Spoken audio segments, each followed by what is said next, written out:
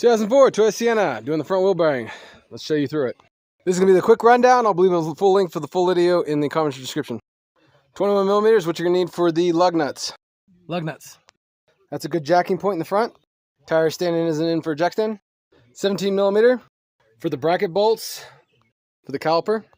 Screwdriver will help you push back from the outside the piston. Take rotor off after you get this hung up out of the road. Wheel speed sensor. Normally a 10 millimeter nut is 9 for me because it's so rusty. That is going to be right here. Just wiggle it to get it out. 17 for the tie rod. After taking out the cotter pin, might have to leave nut on to knock out. Having parents a good idea. 17 millimeter for the bottom bolts for the ball joint right there. 6.33 millimeter for the CV axle. Nut, you have to pound that out to knock it out of the groove.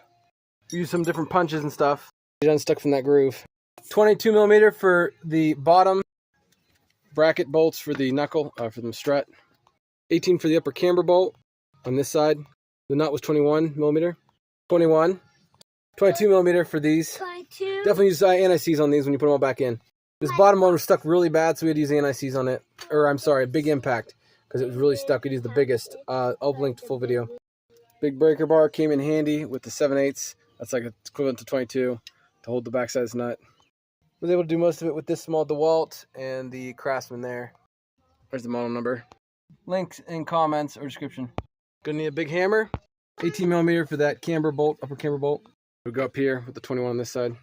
This gets stuck, you have to leave the nut on, hit it with a hammer to get it out. You get one of these kits from Harbor Freight, the MC2120, or rent one from auto parts store. Test out the wheel bearing from here. Using a 30 millimeter socket with a hammer to knock the hub out. Underneath this dust shield right here that goes around, you have to pry that out, and then there's a C-clip in there. You got to squeeze it and pull it out.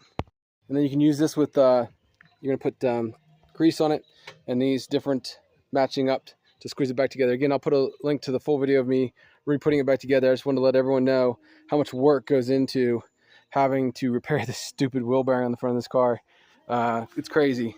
Hearing protection is good too. But yeah, this is all the things, grease and everything I had out. Again, I had a big 9000 DeWalt to get that bottom bearing. Even use that cleaner to clean the threads. They were really tough to get. But this is just the short, just to give everyone an idea of what they're going to need to do this job. As always, like and subscribe for more. Let me think in the comments. Stay safe and God bless. And let me know if you have any questions. Catch you next one. See you then.